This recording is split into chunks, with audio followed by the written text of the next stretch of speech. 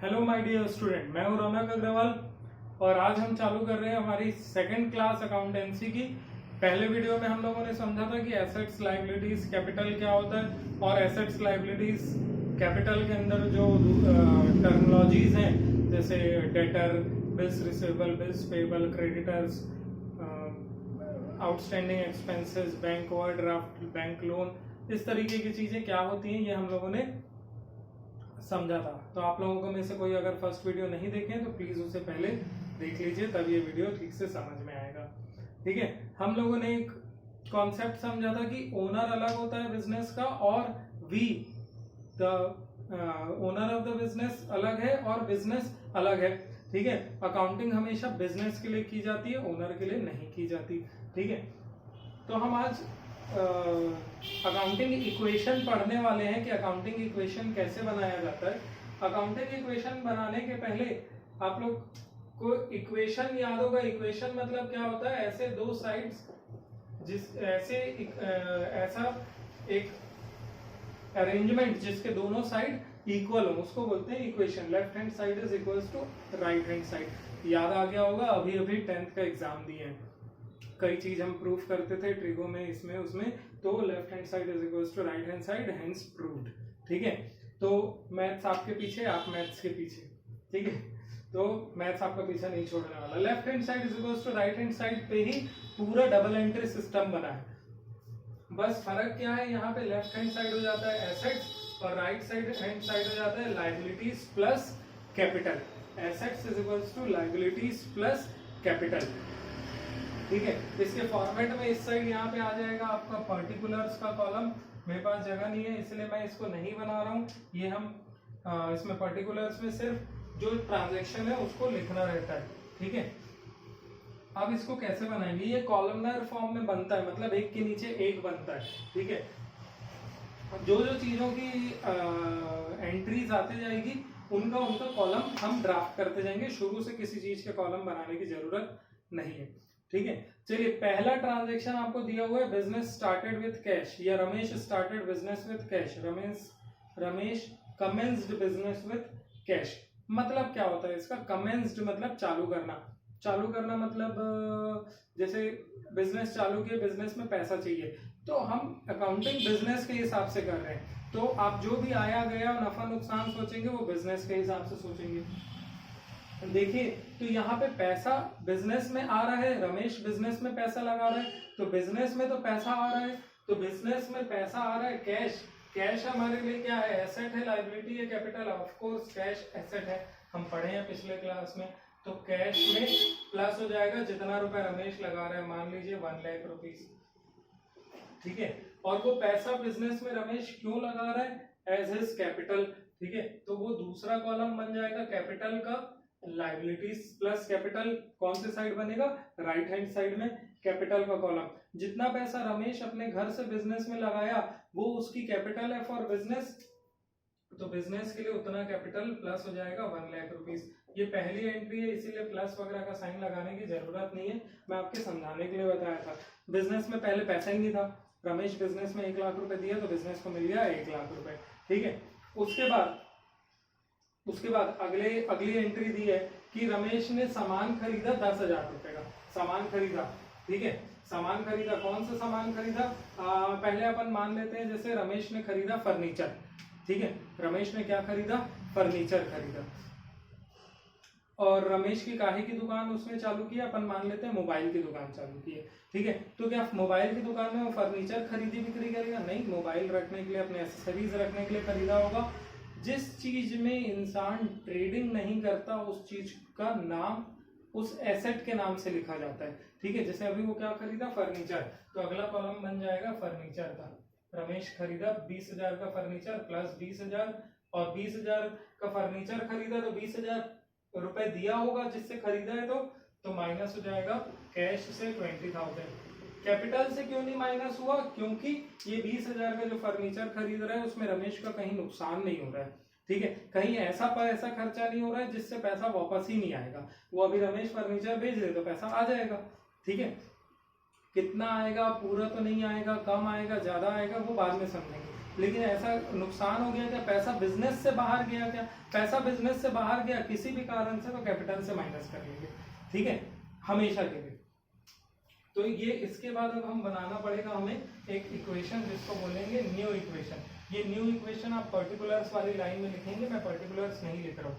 Particulars में यहाँ आ जाएगा Ramesh started business with cash, ये आ जाएगा।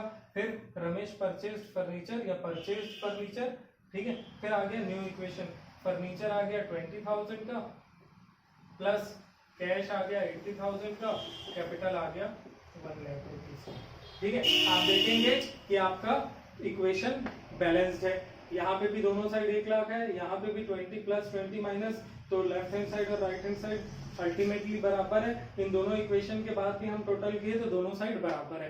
कहीं पे ऐसा नहीं आएगा कि इक्वेशन बराबर ना आए, ना वो इंडिविजुअल बराबर नहीं होगी, ये भी नहीं हो सकता, और टोटल बराबर नहीं होगा, ये भी नहीं हो सकता। तभी हो सकता है जब आप से किसी तरीके से बनाने में कोई गलती हुई है, ठीक है। चलिए नेक्स्ट मान लेते हैं, रमेश ने अब दुकान खरीदा है, खोला है, तो मोबाइल भी तो खरीदेगा बेचने के लिए। अब मोबाइल, ईयरफोन, चार्जर और ऐसी एसेसरीज वो जो खरीद रहा है, जिसको बेचने के लिए खरीद रहा है, उन सब को हम बोलेंगे स्टॉक। मान लीजिए वो 30,000 का सामान खरीदा, तो स्टॉक बोलेंगे इन सब चीज को। इनका अलग अलग नाम नहीं लिखेंगे क्योंकि ये इनके ट्रेडिंग का पार्ट है। स्टॉक में प्लस हो जाएगा जितने रुपए का सामान खरीदा, अगर कैश दिया है तो कैश में माइनस, अभी नहीं बताया है कुछ तो कैश पे कर दिया होगा, ठीक है। फिर से न्यू इक्वेशन बनाएंगे, 30,000 प्लस कर दिए, फिर से प्लस हो गया 20,000 प्लस हो गया 50,000। देखिए 50 क्यों हो गया, 50 क्यों हो गया, क्योंकि 80,000 में से 30,000 का सामान खरीदे तो पैसा दे दिए, ठीक है। ये हो गया 1 लाख रुपीज। इसके बाद अब थर्ड केस में दिया हुआ है, मान लीजिए फिर से वो स्टॉक खरीदा 10,000 रुपए का, पर इस बार उधारी में खरीदा, तो स्टॉक में फिर से प्लस हो जाएगा। देखिए जिस जिस चीज का कॉलम है उसी में आएगा। कैश का एक बार कॉलम बना लिया, अब कैश का जितना एंट्री होगा इसी कॉलम में आएगा, ठीक है। फर्नीचर का एंट्री बन गया, फर्नीचर का जितना एंट्री होगा उसी कॉलम में आएगा। वैसे ही स्टॉक का जितना एंट्री होगा स्टॉक के कॉलम में आएगा। फिर से उसने स्टॉक खरीदा 10,000 रुपए का, प्लस 10,000 रुपीज स्टॉक, ठीक है। और उस प्लस 10,000 रुपीज में उसने पैसा दिया क्या, नहीं, इस बार नहीं दिया। तो पैसा नहीं दिया तो देना ही नहीं पड़ेगा क्या, ये देना तो पड़ेगा ना सर आगे।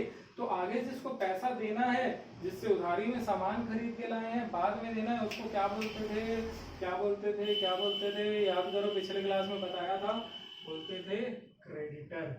क्या बोलते थे, क्रेडिटर, ठीक है। उसको देना पड़ेगा बाद में 10,000 रुपए, तो 10,000 उसमें ऐड होगी। अब फिर से इस एंट्री के बाद न्यू इक्वेशन बनाएंगे, तो देखिए ये हो गया 40,000, ये हो गया 20,000, ये प्लस हो गया 50,000, टोटल हो गया 40 प्लस 20 60 प्लस 50 110। इधर है 1 लाख रुपए प्लस 10,000, इधर भी आ गया 110। तो हर जगह आपको इक्वेशन बराबर मिलेगा, ठीक है। उसके बाद एक अगला एंट्री करते हैं। उसके बाद अगली एंट्री क्या चीज की हो जाएगी,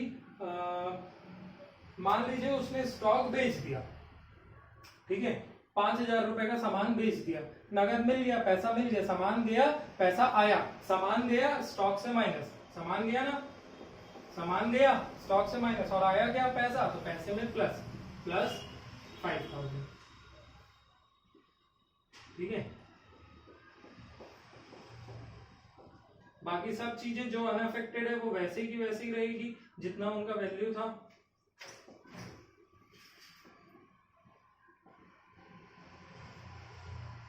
ठीक है, टोटल कर लेंगे तो भी देखेंगे आप दोनों साइड बराबर आ रहा है। देखिए स्टॉक एक बार मैं शुरू से समझा देता हूं, अगर किसी का स्किप हो गया तो। बिजनेस में पैसा लगा है, बिजनेस के हिसाब से हमें अकाउंटिंग करनी है। पैसा आया बिजनेस में कैश में प्लस, और बिजनेस में पैसा किस चीज के लिए आया है, बिजनेस चलाने के लिए, जिसको हम कैपिटल बोलते हैं, इसीलिए वो ऐड हो गया कैपिटल में। ठीक है, उसके बाद पैसा बिजनेस से गया फर्नीचर खरीदे, क्योंकि फर्नीचर खरीदे, फर्नीचर आया, पैसा प्लस, कैश गया, फर्नीचर प्लस और कैश गया, कैश माइनस, टोटल कर दिए। फिर सामान खरीदे, सामान भी खरीदे तो सामान आया स्टॉक में प्लस, और उसके लिए पैसा दिए कैश में माइनस। फिर उसके बाद फिर से फर्नीचर स्टॉक खरीदे, पर इस बार पैसा नहीं दिया, इसलिए कैश में कोई इंपैक्ट नहीं आया, उधारी में खरीदे, और जिससे उधारी में खरीदते हैं उसको बोलते हैं क्रेडिटर, तो क्रेडिटर में भी प्लस हो गया, कैश में कोई इंपैक्ट नहीं आया। ठीक है, फिर से देखें तो इक्वेशन बराबर है। अब हम स्टॉक मतलब अपना सामान बेच दिए, अपना सामान 5,000 रुपए का सामान बेच दिए, तो स्टॉक जाएगा माइनस हो गया, पैसा आएगा प्लस हो गया। ठीक है, क्लियर है। चलिए अब इसके बाद एक चीज, एक अगला क्वेश्चन देखते हैं, अगला एंट्री देखते हैं, जिसमें 3,000 रुपए का सामान को 4,000 रुपए में बेच दिया। ठीक है, ऑफ कोर्स आप कमाने के लिए बैठे हो तो कुछ तो प्रॉफिट अर्न करके बेचोगे, तो कॉस्ट प्राइस थी 3,000 rupees which you have sold for 4,000 rupees, the stock will be deducted by 3,000 rupees. Stock कितने से माइनस हो गया? 3,000 रुपए से, और कैश में कितना प्लस हो गया? 4,000 रुपए, क्योंकि 4,000 में बेच दिए।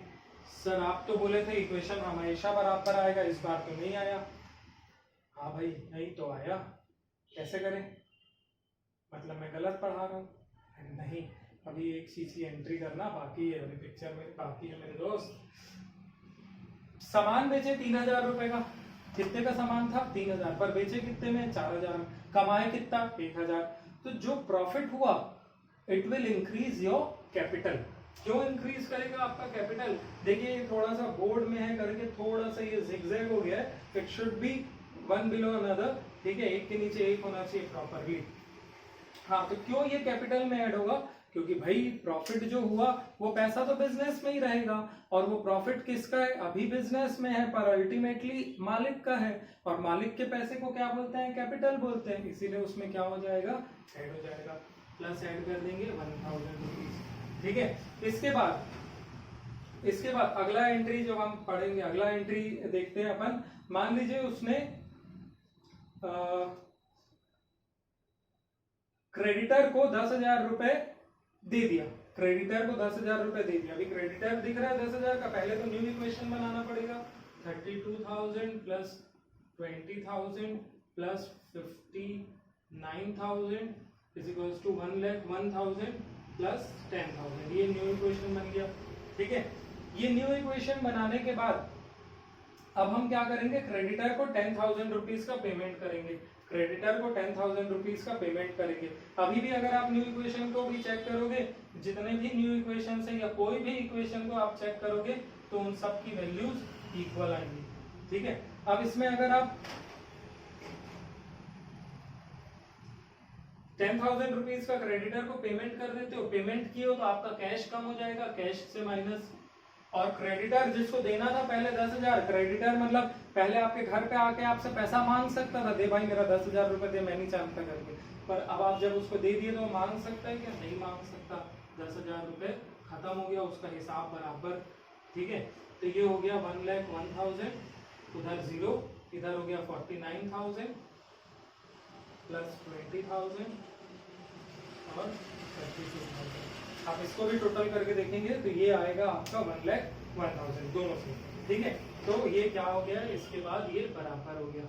ठीक है, तो ये है आपका अकाउंटिंग इक्वेशन। इसमें और कुछ एडजस्टमेंट्स आएंगे, और कुछ एंट्रीज आएगी, और कुछ नेक्स्ट लेवल पे हम और कुछ भी चीजें सीखेंगे। इसको बनाने की प्रैक्टिस करिए, शुरू करिए क्वेश्चन बनाना, तभी ये टॉपिक समझ में आएगा। प्रैक्टिकल चीजें बिना बनाए समझ में नहीं आने का है। फर्स्ट वीडियो अगर आप नहीं देखे हैं तो चैनल पे फर्स्ट वीडियो अवेलेबल है, आप उसको देख सकते हैं। ठीक है, so stay at home, stay safe, thank you.